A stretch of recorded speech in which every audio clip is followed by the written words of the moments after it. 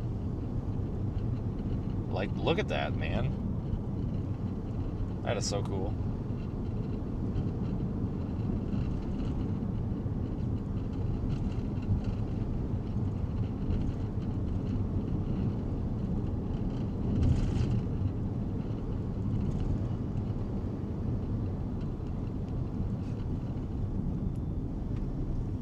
Right here, because there's a fence post I can use for the GoPro or the time lapse. Hell yeah, brother, look at that.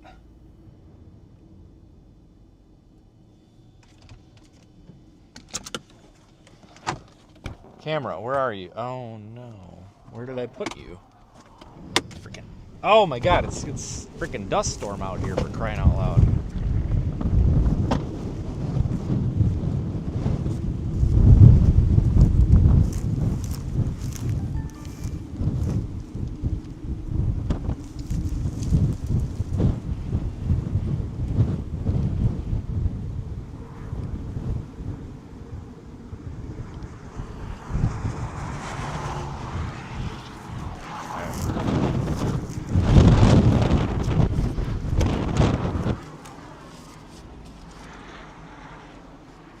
It's a good storm, guys. It's a good looking storm.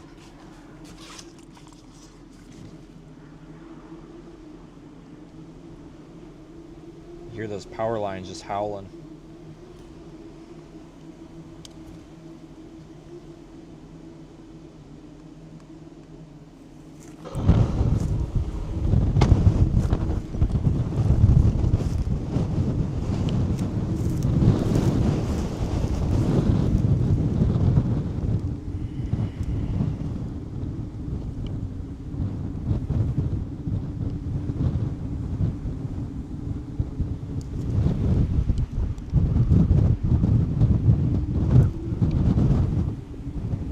Ah, shit just flew in my eye. God bless.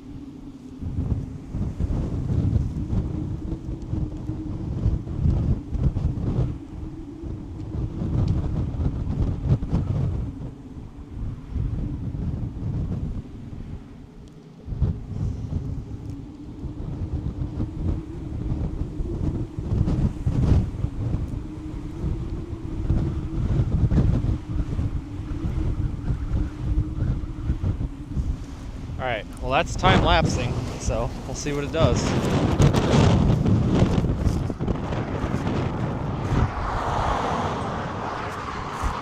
That is a storm, folks. Even though it kind of sucks balls a little bit. But it's still a nice storm.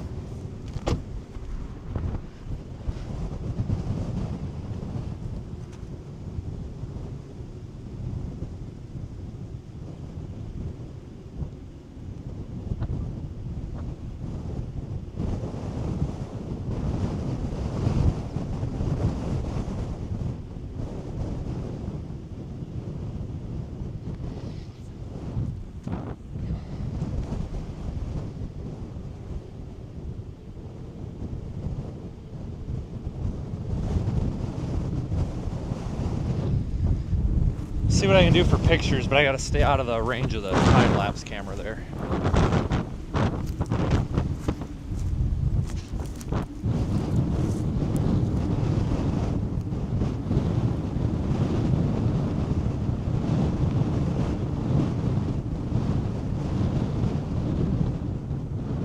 Wow, that is nice. That is nice.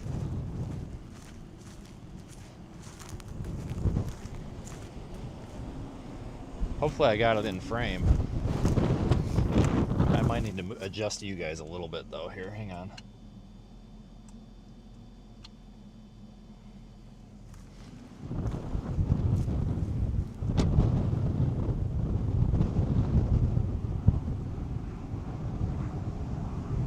Still getting good inflow.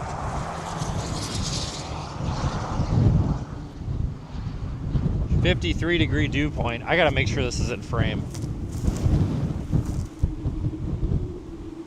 Oh yeah, that's in frame as F.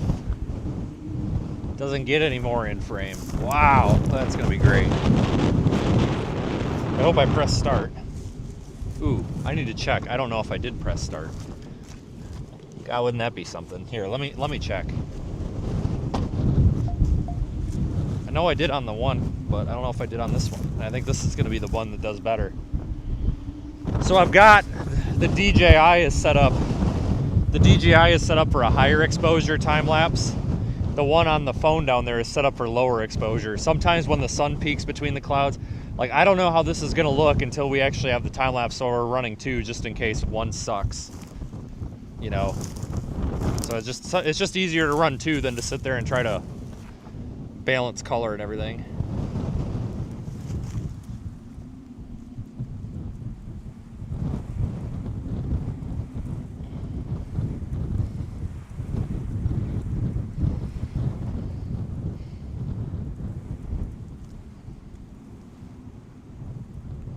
That is a fantastic storm.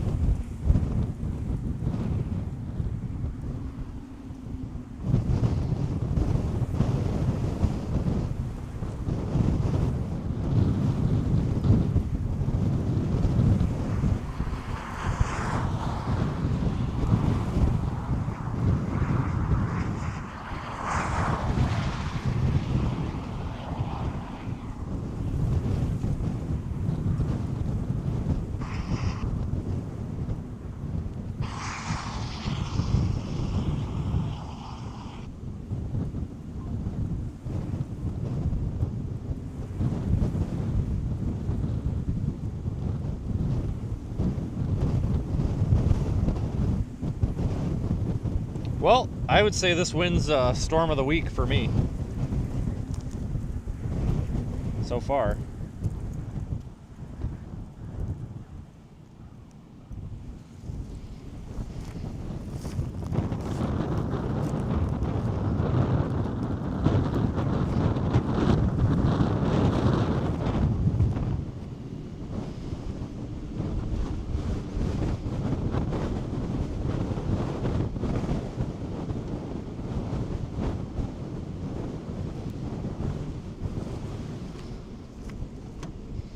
Oh, shit. A bunch of people coming up. I hope they don't park where that time lapse is looking.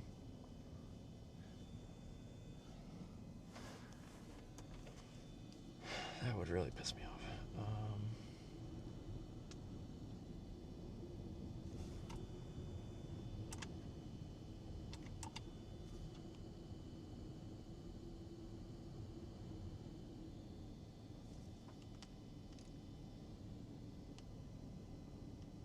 We'll have to move soon.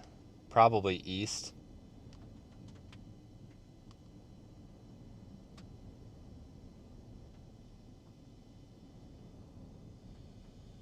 Let me see where that time lapse is at. I'm really shooting for a full 10 seconds worth on that. Because, yeah, like Keenan said, we've got that one coming up from the south, but we can get east. These things are barely moving.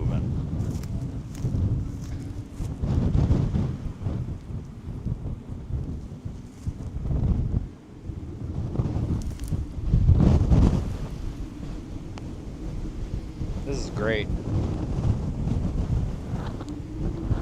Really hear the wind blowing through these power lines, though.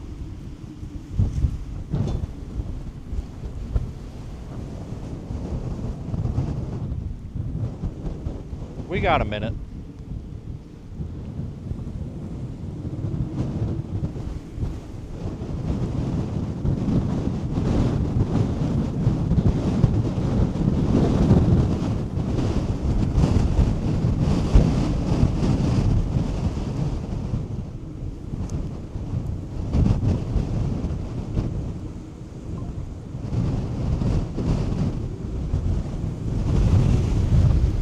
Oh my God, the wind. I think part of the reason it's getting so windy is because it's getting interacting with that other outflow coming up from the south, so I think we're getting wind. The wind's really amplifying here.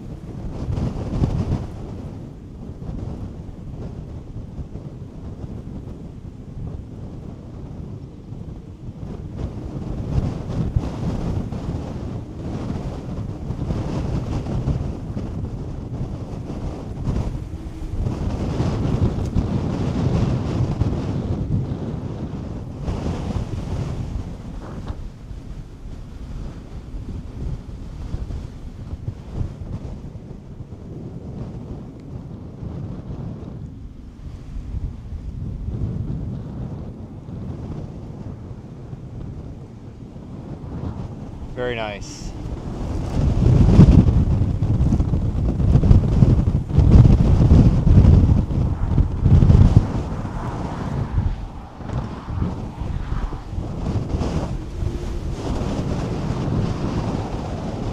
Alright, let me see how this looks. I want to know if it looks good. Sometimes these don't look good at all. If it doesn't look good at all, we'll stop it and get out of here. Otherwise, I'll leave the other one going, oh my god, this is amazing. This is cool. Okay, this is too cool. I can't really show... I'll have to show you this later. I can't really get it off of this camera until I get my computer. This is cool. Okay, so that was a win. That was a good one. I'm glad we did that. I'll get it off of the camera later and post it. It'll probably be posted tonight or tomorrow. I'll probably actually schedule it for tomorrow morning, honestly, but we probably need to roll out of here in a minute.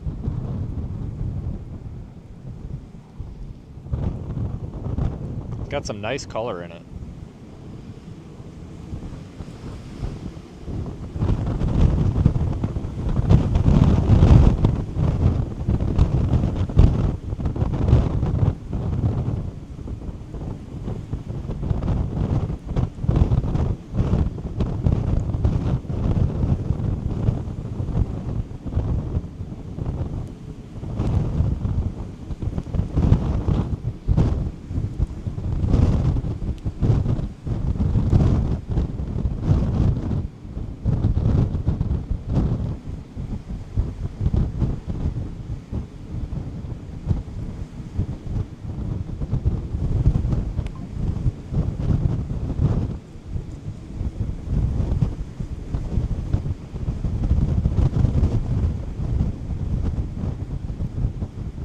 Probably south and then east, honestly. That's probably the call.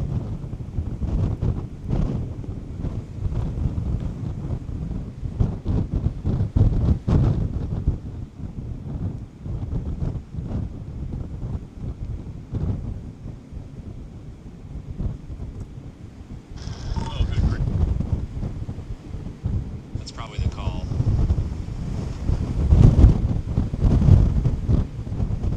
Yeah, let's move. I'm tired of getting sandblasted. It's like sitting out in the desert here.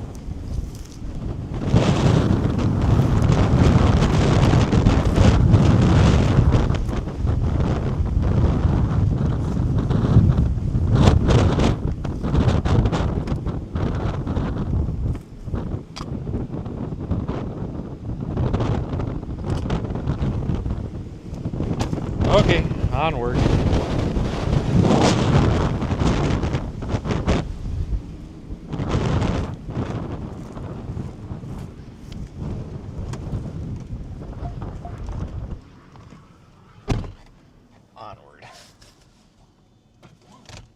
Good storm. Good. I'm more than pleased. So we'll go south. There's an east option to the south. I think it's a farm road too, so we should be good.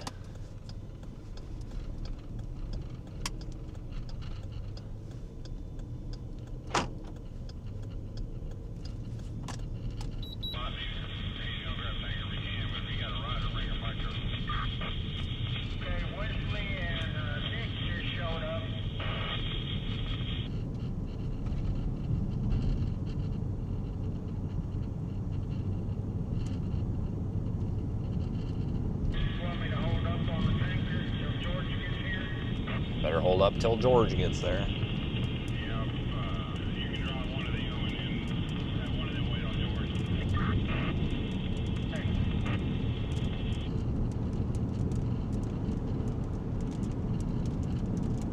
See, these are like my favorite days. This is by far the best day of the week for sure. I love days like this. But look, we see we're starting to get shrouded in dust. Starting to lose visibility of that real quick. Borderline dust storm here.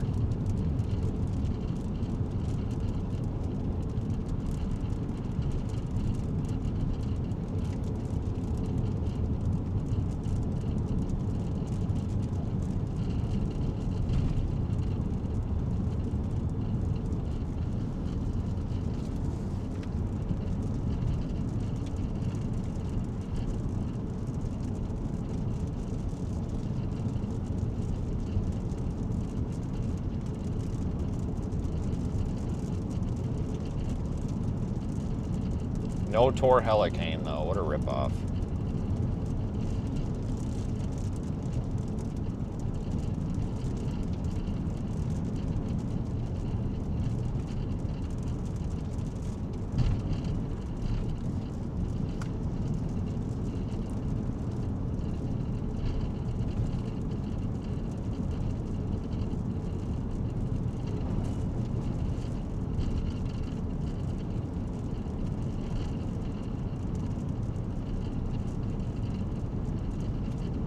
God, the amount of dust out here. Daniel's got a land spout. Where? Not sure. I don't know where he is.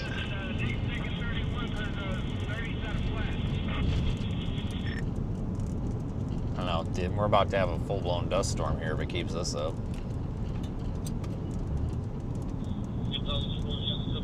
That would be pretty cool.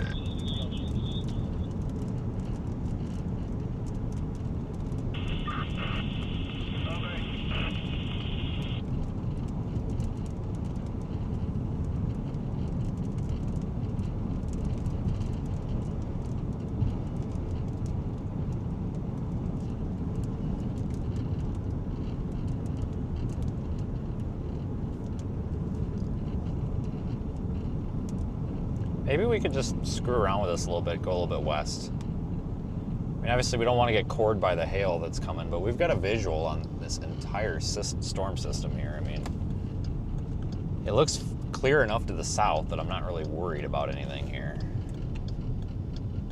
You know, like we will visually be able to see whatever's coming. God, we got a freaking... I was just gonna say that. What Roger said, we got this wall cloud over here.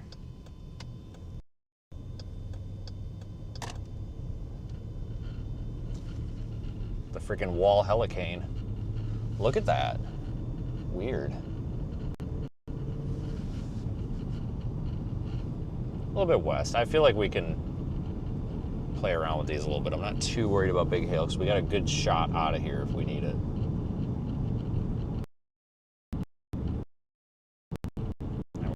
Search for Zach's Tor Helicane.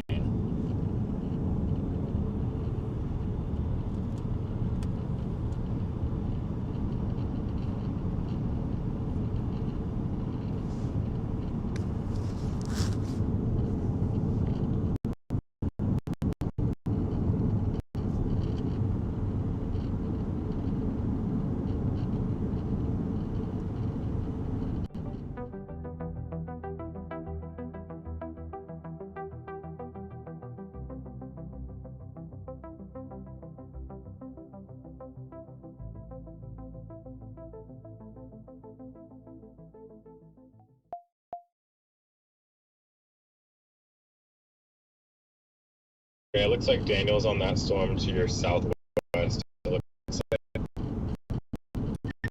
Yeah, I figured.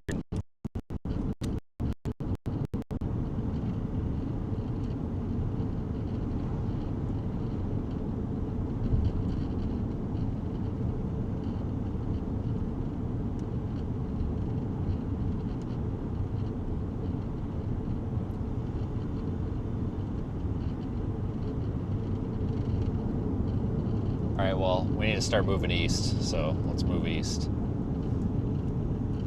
we're about to get Tor hella hail here in a minute if we're not careful.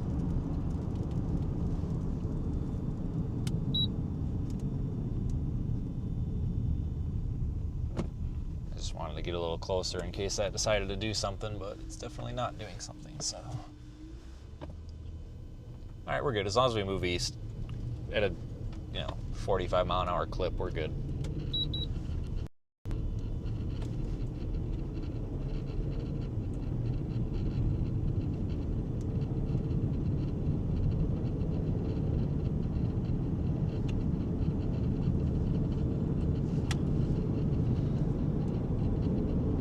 Yeah, hail cores are increasing. I agree with that for sure.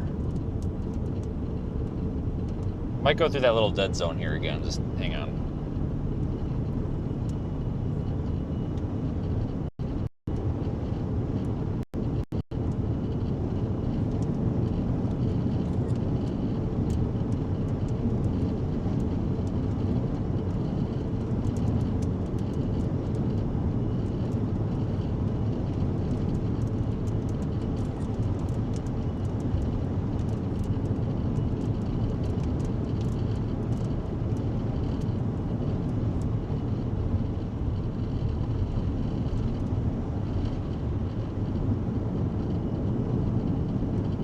Yeah, these two storms are gonna clash. If you look at the radar loop, this one's coming down from the south. What the hell is that? Hang on.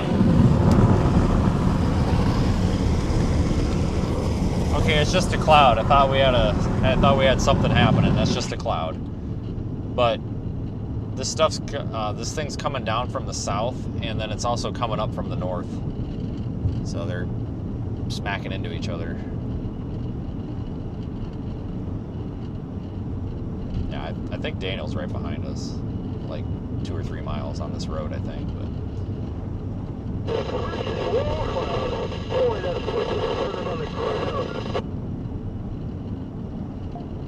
we can probably stop up here and take a peek again.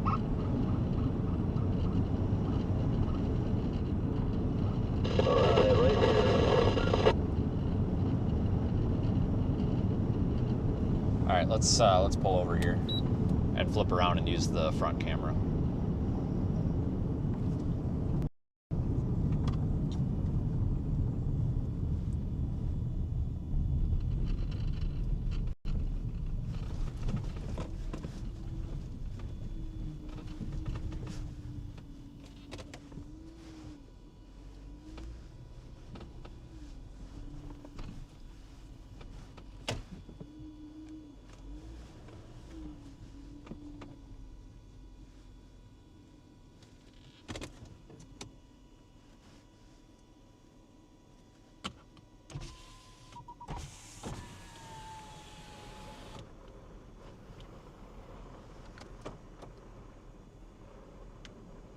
Got a big wall cloud in there.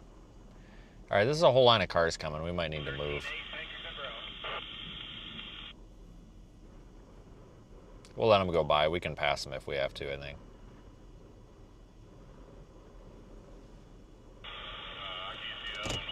Nah, we're gonna get moving. This little hail core from the south is coming quick.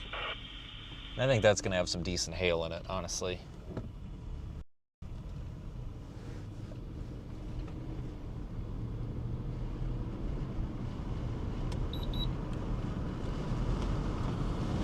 Yeah, these two are about to run into each other. Classic freaking Lubbock supercells. Happens all the damn time out here. It seems like you get two with this mess of outflow boundaries and they smack into each other.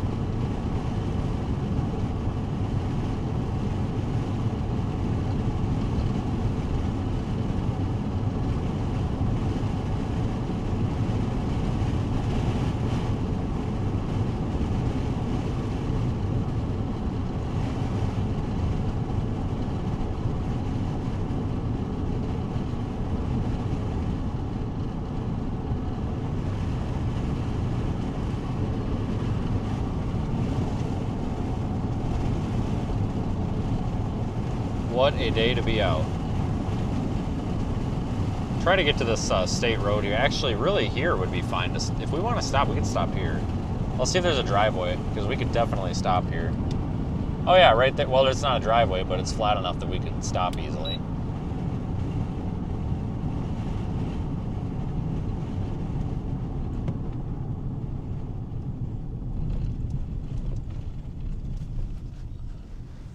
If we're lucky, we will see a torhurricane.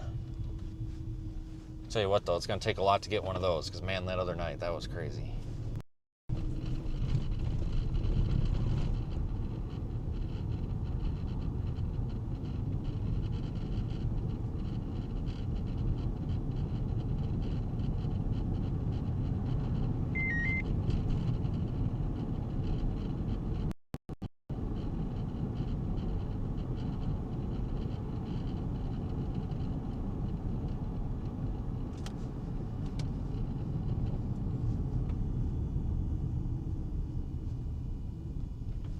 Actually, let me back up. I got a better spot. Nobody's behind me. I know somebody's going to get upset about this and be like, I'm turning you into the authorities. There's nobody on this road right now. There's nobody behind us. Like, there's nobody to be interfering with here. What if we park over here? Here we go. See, it's just like this, right in this flat spot. Just missed the lightning.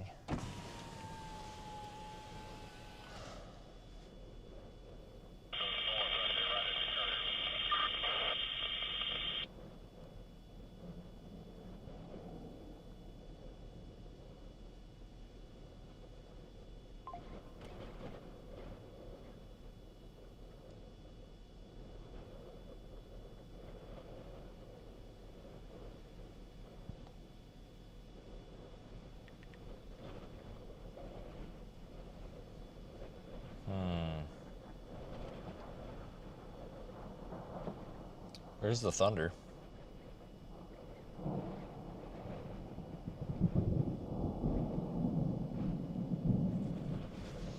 It's really hoping for a land spout.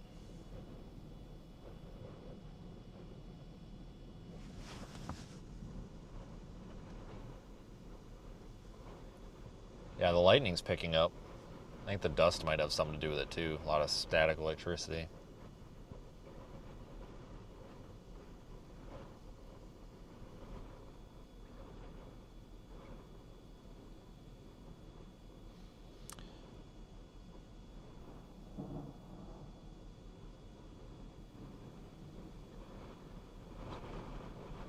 Yeah, apparently there's a tornado that's been like ongoing in Iowa.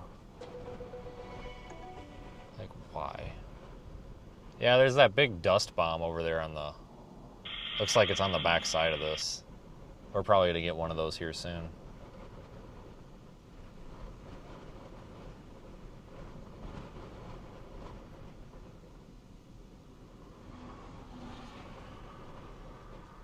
Yeah, I see Nathan's view of that. It looks like a big dust bomb. But that's really common when you get these outflow boundary interactions, to get these really huge, like... I don't want to call them like gust-nados, because they're like a level above that, but they're not really like truly a land spout. I don't really know what to call them, but...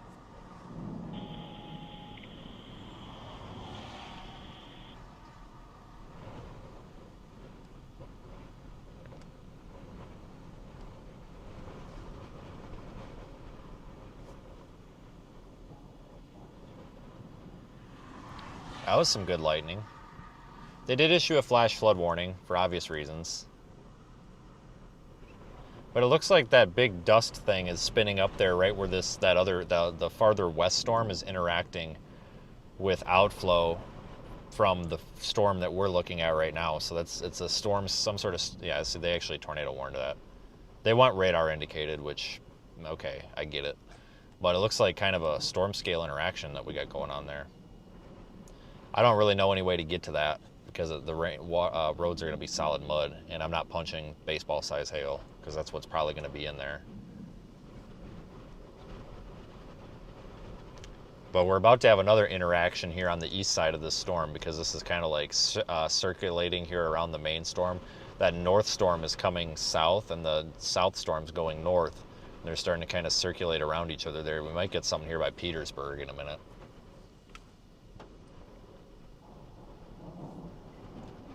And there's lightning.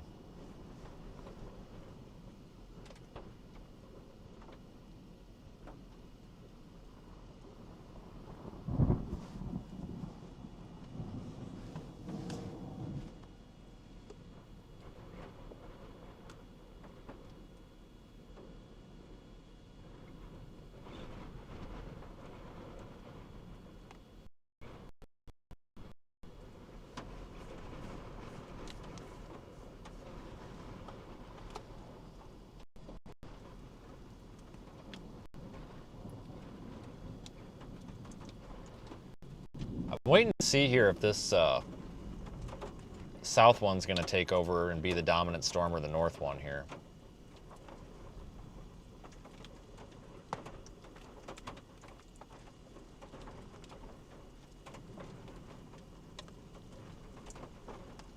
You know what? We can go west, and then there is a way we can drop south pretty easily here on a paved FM. Because I want to get on the south end of this storm, because I think this is going to be the storm that ends up taking over, because that one off to the west right now is doing all that weird shit. But I think this is going to be the one that oh my God! I think this one's going to be the one that ends up taking over here as they circulate around each other. A wonderful merger. Keep your eye looking west when that little scud blowing out there. That's storm. So we can drop south up here. That'll work. That'll keep us around the hail core. These missiles get. Oh, each directions are quite incredible. Yes, they are. Another one coming here shortly.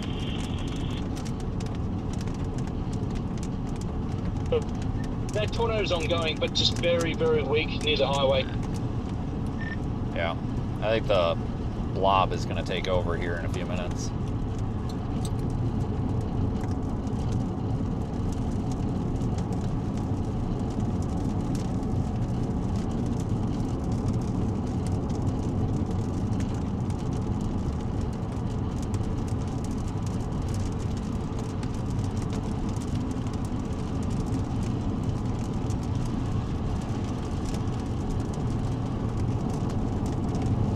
Yeah, this is just classic Texas Panhandle material. Just outflow boundary interactions all the time. Just classic Texas. Classic Texas Panhandle.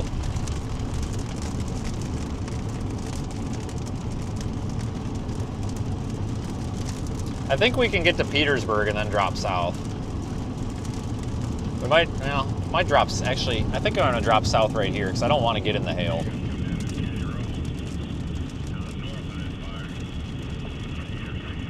So we can go south, and then we can go east.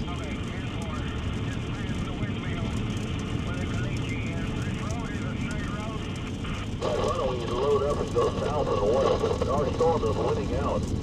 It's destroying this little leftover. Let's go check it out.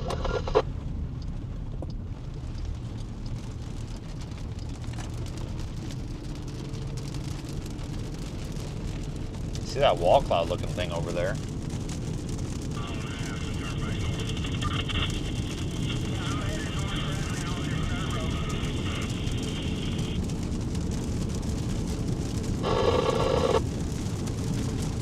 We are about to actually get a torhelicane. If you look at the radar loop, that is 100% a torhelicane. I mean, Jesus Christ, look at that thing. It's a giant rotating blob of hell.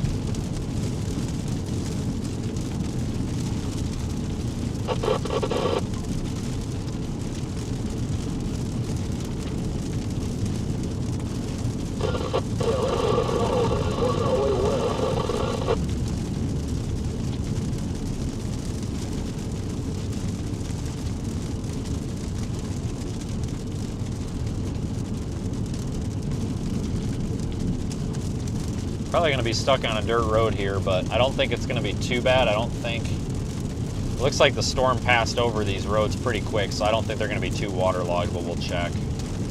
Regardless, going south is going to give us visibility behind that rain curtain. That's where we want to look. Let's cut across over to Petersburg.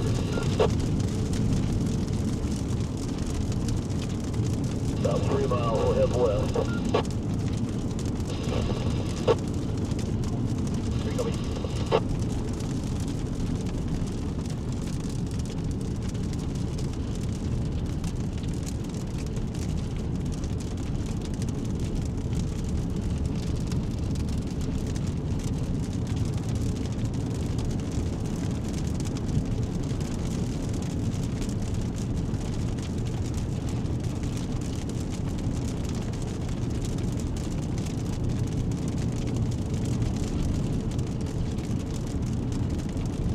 Yeah, definitely a wall cloud looking thing. I wonder if that's going to take over. Right now, that one off to the west is that's over 27 by Abernathy. That's kind of the main show right now, but I kind of think that this storm starting to circulate around that other one is going to be the main deal here. I think that's why they have not marked this as an observed tornado warning, and they're just keeping it radar indicated. I think it's primarily because I think that's more of a... I'm not trying to call the shots because I'm not there, but I think that's more of a like surface level interaction. I don't think that's necessarily a tornado. Perhaps it is, I don't know, I'm not being the judge. I'm just saying I think that's why they're keeping it radar indicated right now. I don't think it's a tornado. I think it's more of like a I don't even know what to call it, like a surface eddy. I don't know. It reminds me of Yuma before Yuma was a tornado. If you guys were watching 3 years ago in August 3 years ago, we had Yuma, but the Yuma tornado started out like that. It was like a big dust blob. It wasn't a tornado. It wasn't a land spout. It really wasn't anything, but it was a circulating wall of dust for like 20 minutes. That's kind of what it reminds me of.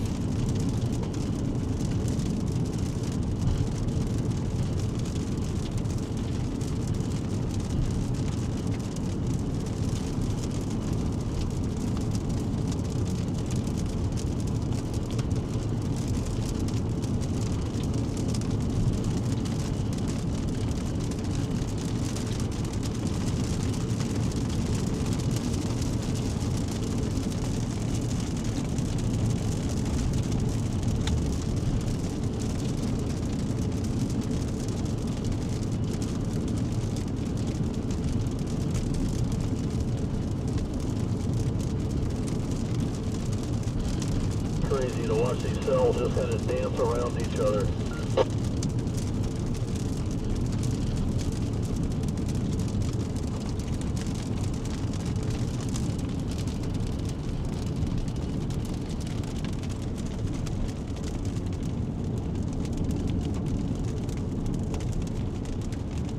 Starting to make that west turn here.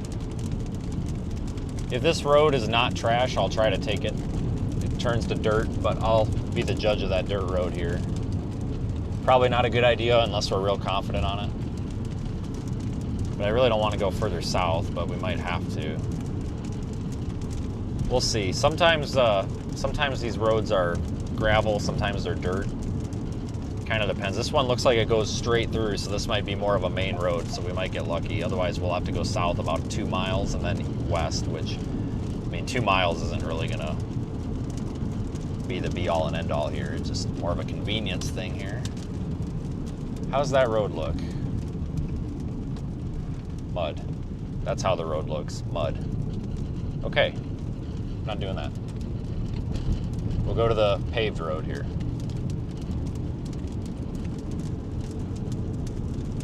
Paved road, here we come.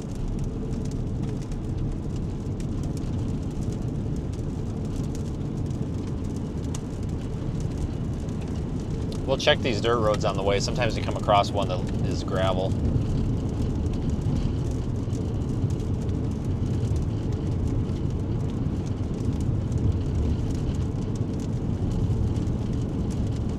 Well, hopefully there's something confirmed over there. I don't know how you can see it.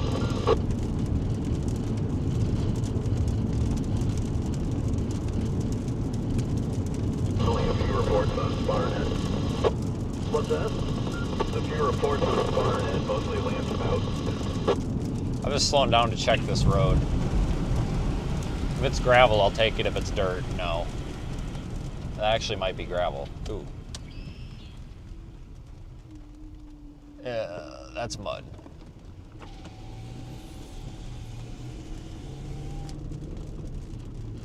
One or two roads down we might actually be able to take because it hasn't rained a whole lot on them yet.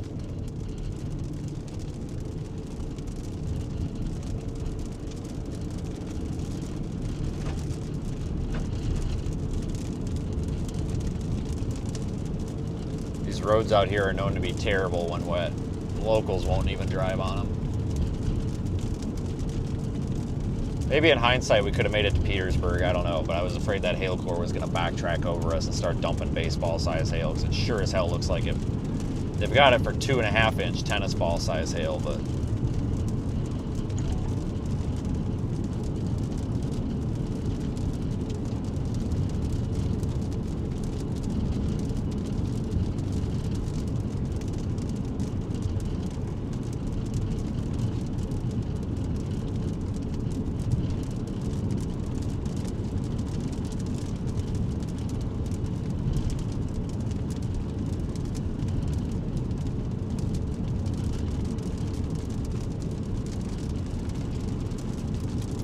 New severe warning on it continued for the same thing. Tennis ball size hail.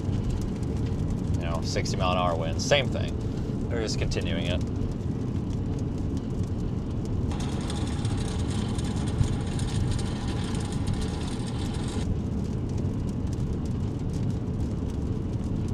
I almost think this might be, we'll have to wait for Zach to confirm, but I think this might actually be a Tor Helicane.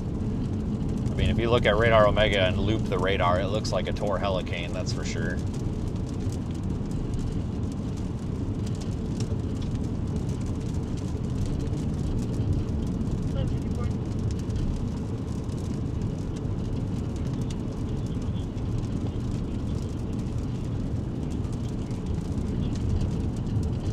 Starting to get a view under there. So if that thing spits out a tornado again here, or whatever, land spout, tornado, whatever, we'll see it. That's right where it would be, right there where that antenna is sticking up on the top of my car, right about in there. That's right where it would be.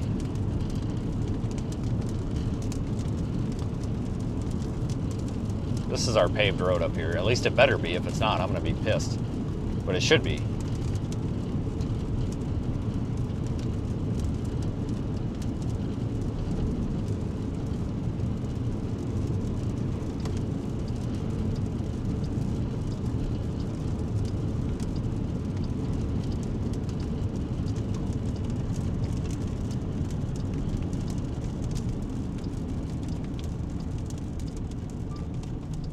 Are you kidding me? This is dirt.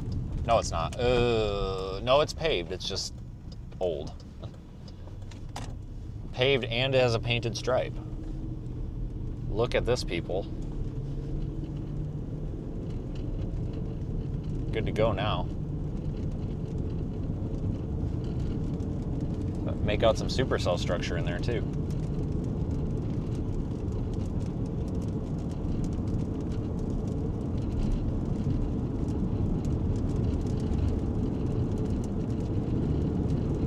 I saw that report of a dusty land spout. Not sure how you get a land spout in that position on a storm. That could have been a real one. So how the hell you'd be sitting on the interstate with 3-inch hail raining down all around you trying to see this thing? No shit.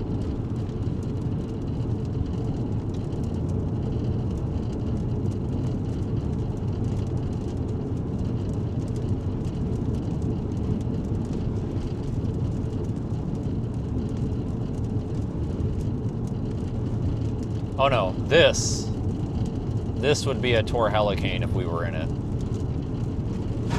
It's a very fluid word. It's a case by case basis.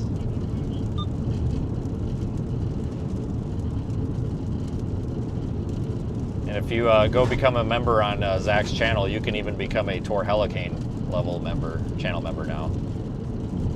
Apparently. God, this thing's looking better and better now.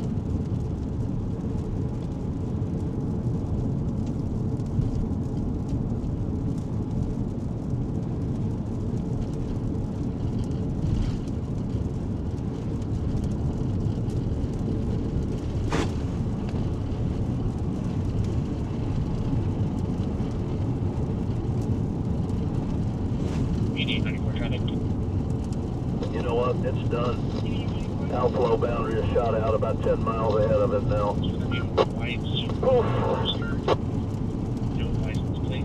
Honestly, I'd flip around and head back, start making our way north and east.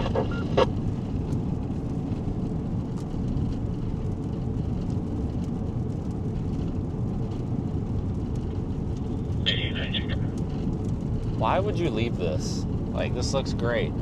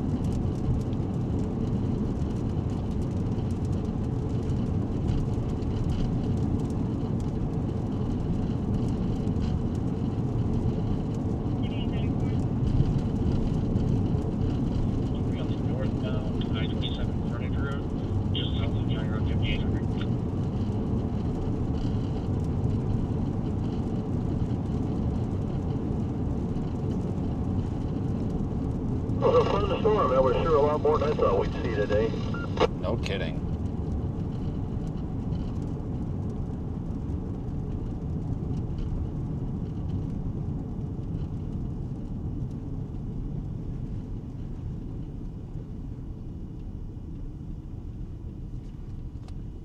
Let's go north a little bit.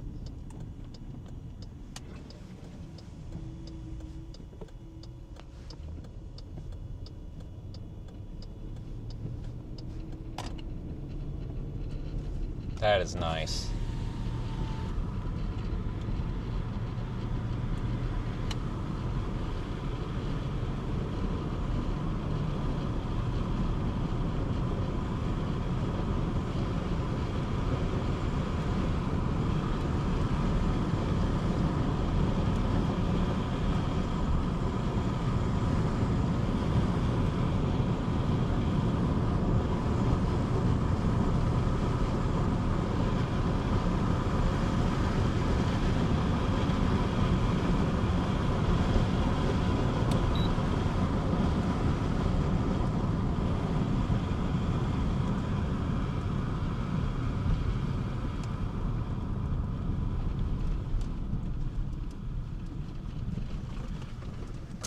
All right. Cheap, cheap, cheap, cheap, cheap. Cheap, cheap, cheap, cheap, cheap, cheap. Fucking fuck off, bird.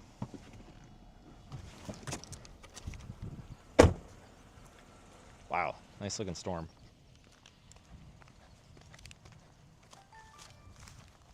It's all muddy here. Oh, gross. I just stepped on a mud puddle. And you borrow this fence post. I don't think they'll mind.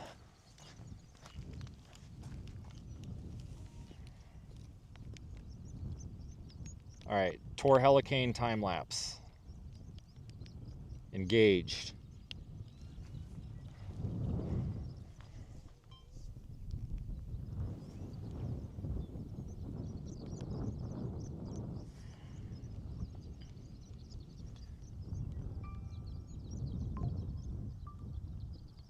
Panorama.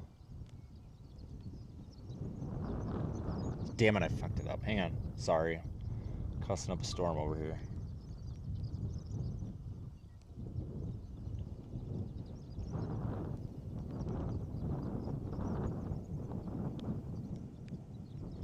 How's that look? Good, I'll take it.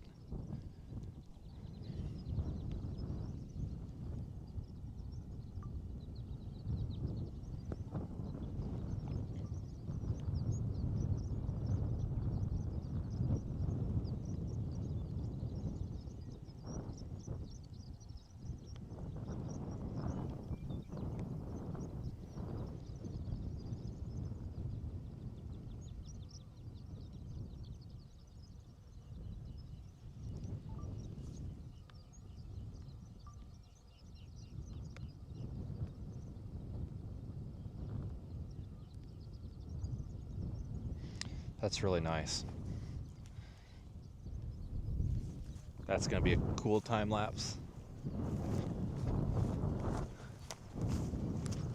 It just barely fits in the frame too. Barely.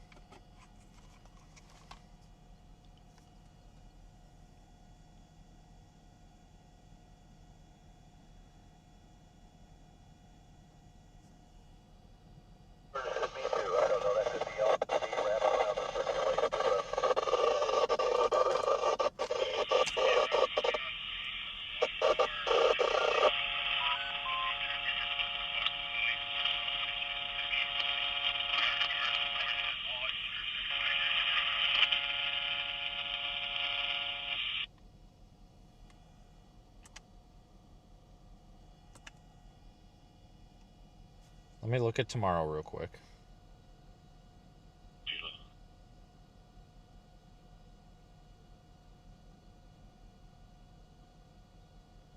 Definitely a dusty tornado in there. There's no doubt down that shot. The stripes in that, the striations, that's incredible. Storm of the, I'll call it storm of the week.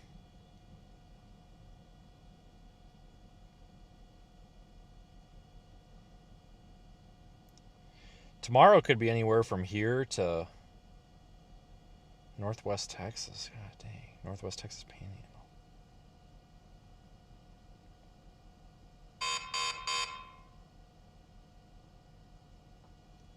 I gotta figure out where in the hell I'm gonna stay tonight.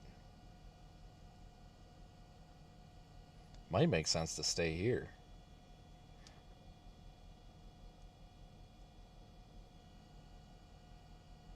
You loop that radar image and then you can just see the whole system. Multiple storms just rotating around each other. Friday night, so I'm sure it's out. Oh, it's Memorial Day weekend. That's why they're outrageous. Whatever that is.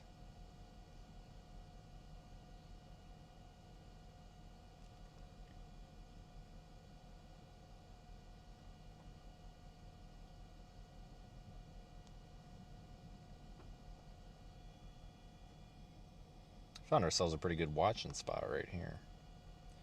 I'm impressed. Yeah, for what I expected today, we are exceeding expectations. No reason to be over there. Very much exceeding expectation.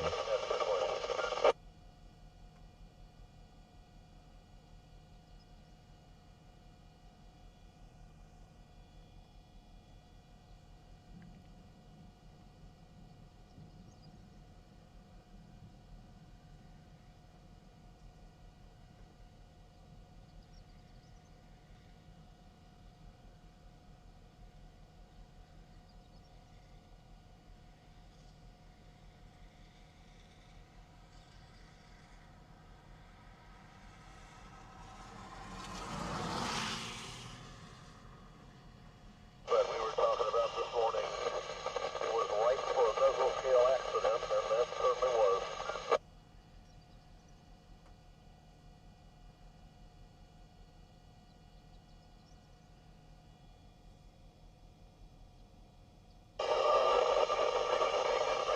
Mesoscale day for sure.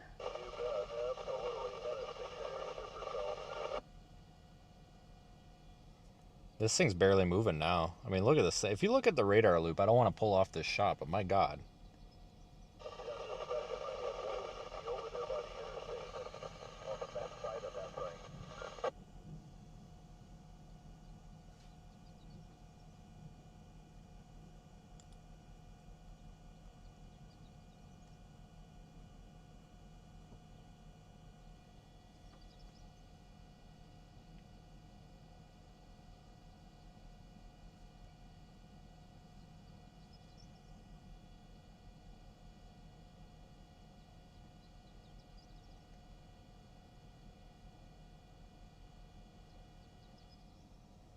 Just northwest of, or northeast of Lubbock.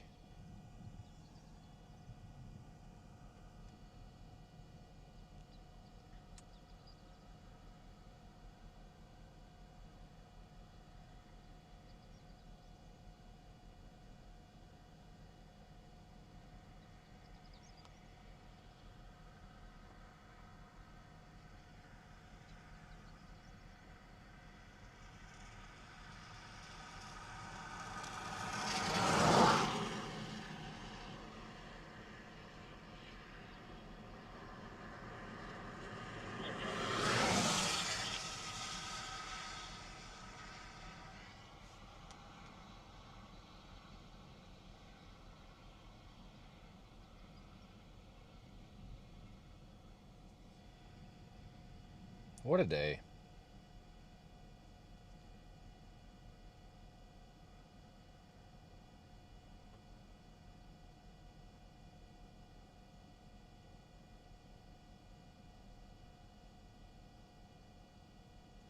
Let me make sure that time lapse didn't time out. because I can only do a 10-minute like lapse on it, so I have to catch it right at the end and then start it over. There's a gap. I think I can make it go longer, but I don't know. I gotta look at the settings. It's got 2 minutes, so probably just enough for me to sit down and then get back up and go restart it.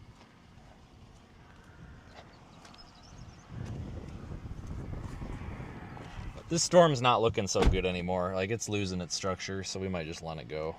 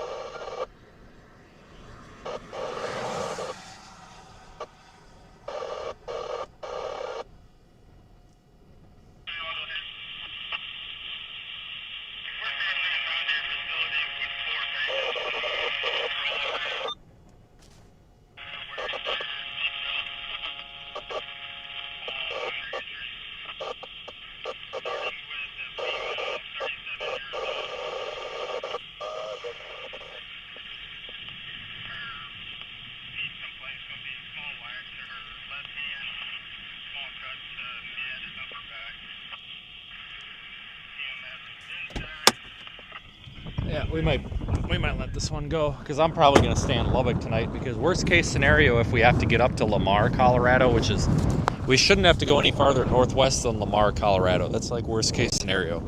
It's 5 hours and 10 minutes, so I could leave at 10 a.m. and make it. That is a giant cockroach or something. I don't know what that is. I'm just going to stop it. I mean, this storm's pretty, but it's not as interesting as it was. So we'll stop it there. Come on, car. Go away. Shoot. Find your own storm.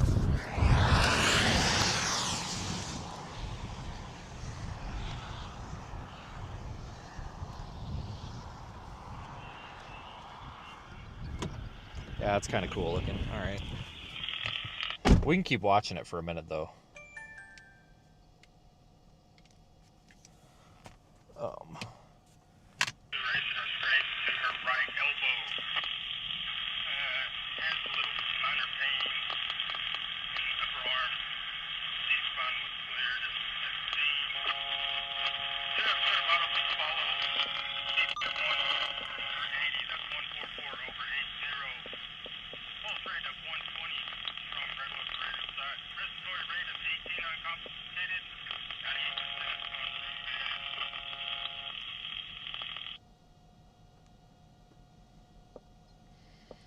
Yeah, I'm trying to look at tomorrow because I don't want to go all the way back up to Amarillo tonight.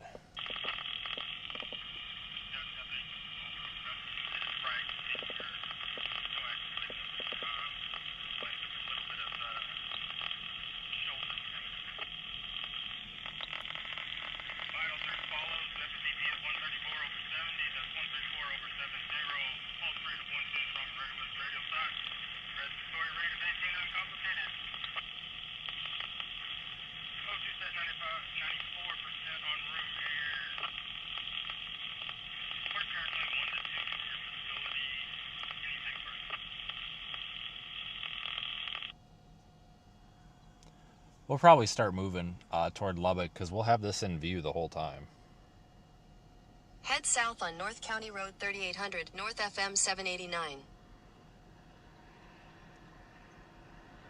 Your route may be affected by severe thunderstorm watch.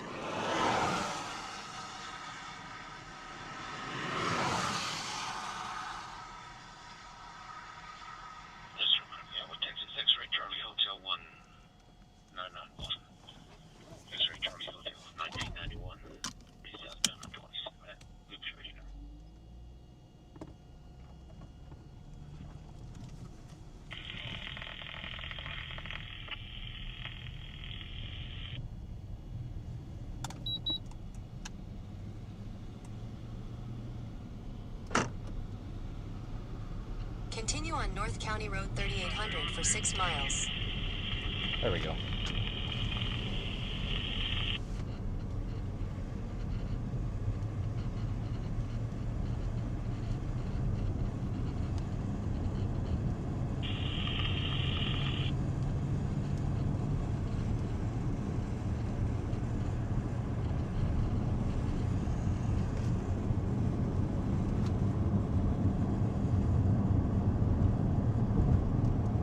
Well, that was a great day, wasn't it?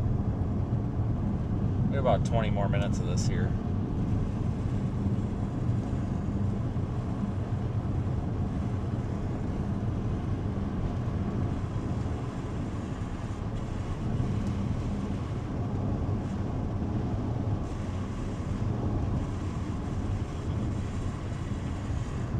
Wow. Well, I guess it just goes to show sometimes the days that look like trash end up being the best ones. Especially for a day where we started off on the wrong storm.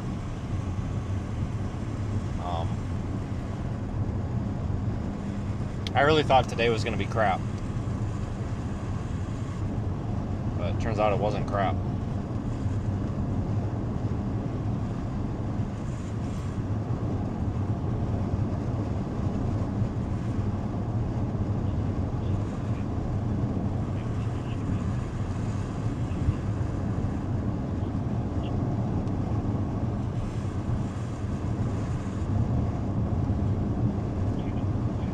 Yeah, like I said though, this happened, you guys might remember last year we were in Lubbock for many, many days. But this is the same story, different day. You get these, you get a bunch of storms that go up really fast and they have strong downdrafts, and you get these really, really complex gust fronts and outflow boundaries that are just flying all over the place, and they run into each other and cause a tornado or a dust storm or who knows what. It's really chaotic. It's really common for this area.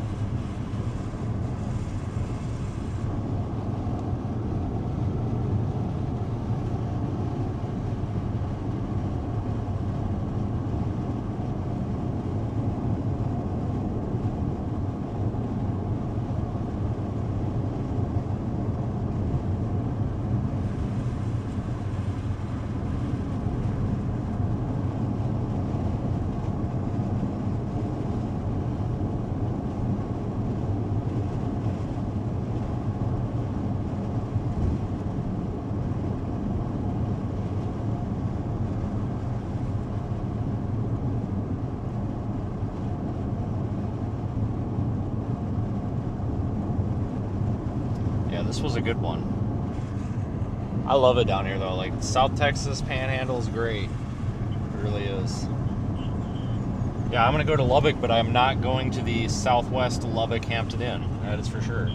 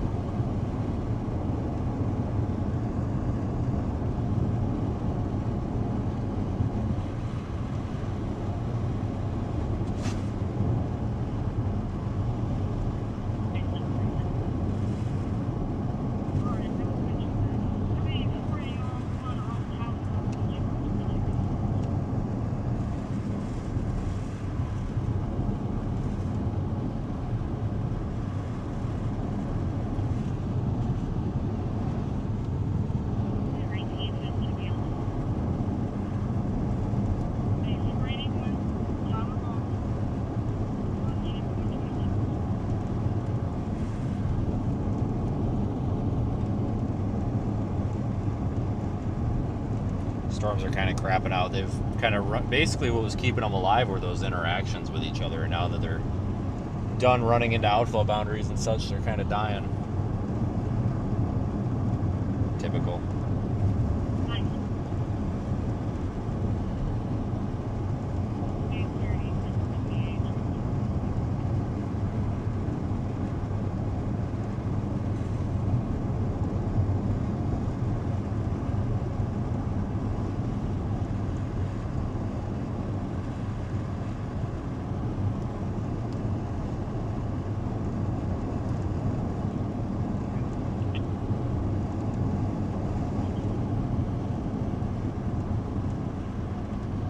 Yeah, today sure was the day to be out this week, apparently.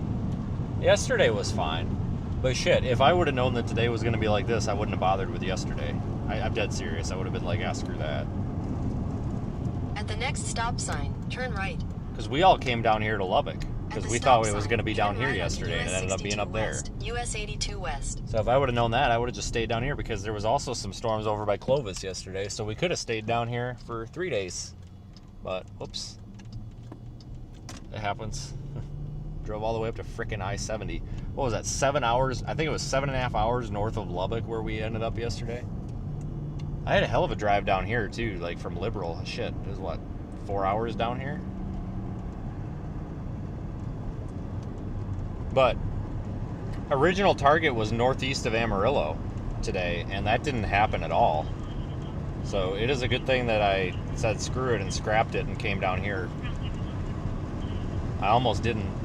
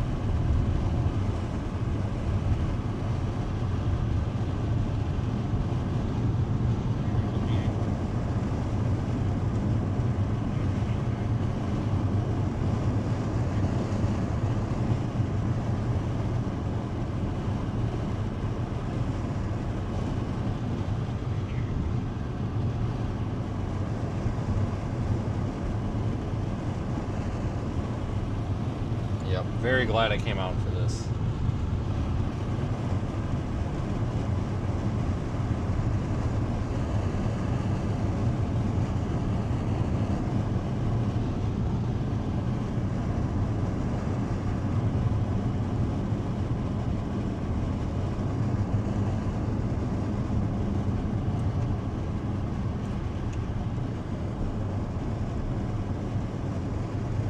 Oh yeah, today's definitely a win for sure.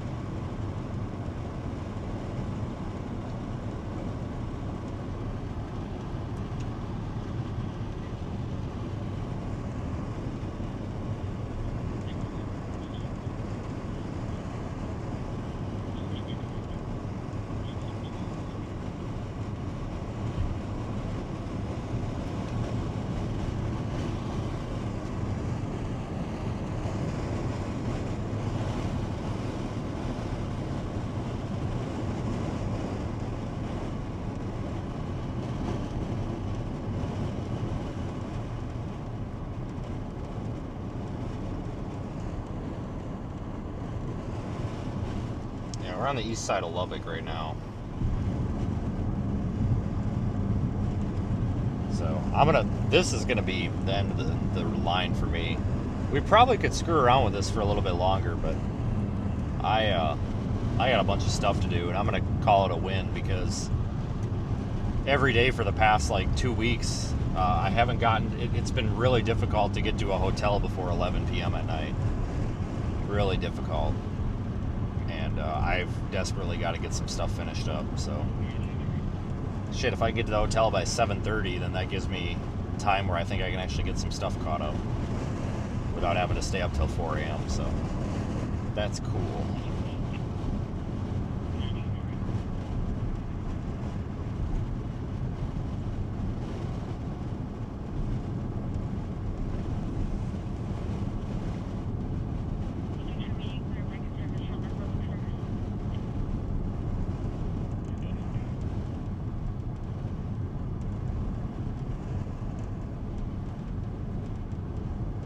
Yeah, great looking storm today.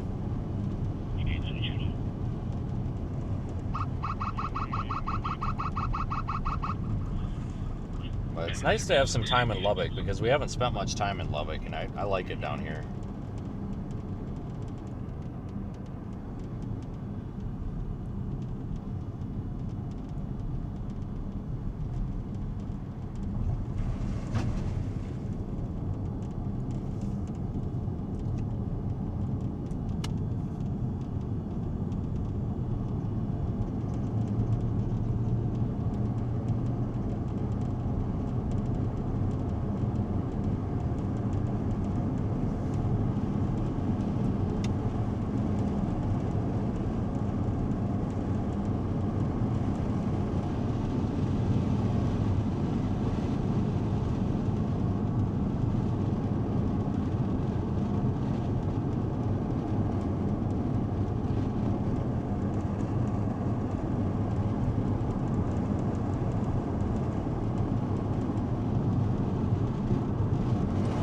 All right, everybody. I'm gonna probably call that it.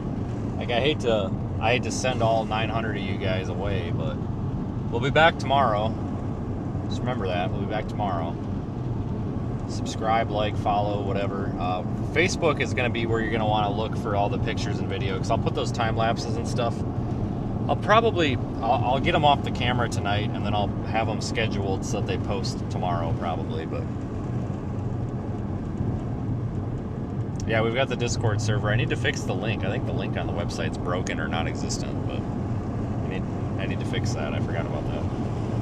But I hope you guys have a good night. Sorry to cut it a little short, but this is fantastic. We had like a 3-hour storm chase, and we scored better than we did the rest of the week anywhere else, which is crazy. But that's how it goes. I mean, the days that you least expect are the ones that end up being the best ones. I mean, you could have these big high-risk days and it's just crap and nothing happens, and then you end up with this little piece of garbage slight risk that honestly looks like crap on the models, and then it turns out being the best day. So it just kind of proves like there's no rhyme or reason to which days you pick and choose to chase anymore. Like there's really not. I mean, you're gonna have like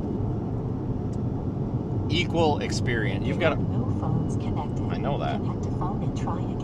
You've got a 50-50 shot of seeing something every day. It's just, there's no sense, honestly, in my opinion, in trying to pick, one day over the other based on, high risk, high reward. It's kind of just like, all right, well, can I drive there and can I get there in time? And does it look like there will be a storm? And if you can answer yes to all those questions, then there you go. Because realistically, you could chase a storm on a moderate or a high risk tornado day and see nothing. You could chase a tornado, there could be a moderate or a high risk for tornadoes, and you could see nothing. Kind of like the other day, it was all crap. But then you have a slight risk today where there's almost no chance for tornadoes, and there was whatever you want to call all that stuff today. And it was a better day. So it's like, I guess you just got to show up when and where you want to show up, I guess.